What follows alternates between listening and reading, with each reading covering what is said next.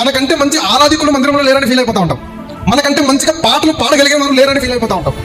మనకంటే మంచిగా దేవుడిని గణపరచగలిగిన వారు లేరని ఫీల్ అయిపోతూ ఉంటాం.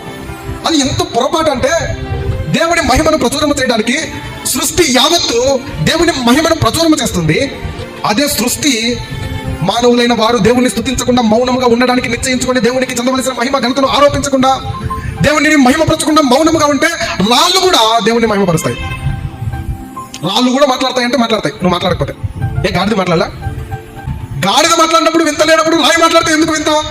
బిలామును గద్దించడానికి, బిలామును సరి చేయడానికి, బిలామును హెచ్చరించడానికి గాడిదతో దేవుడు మాట్లాడించాడు కదా.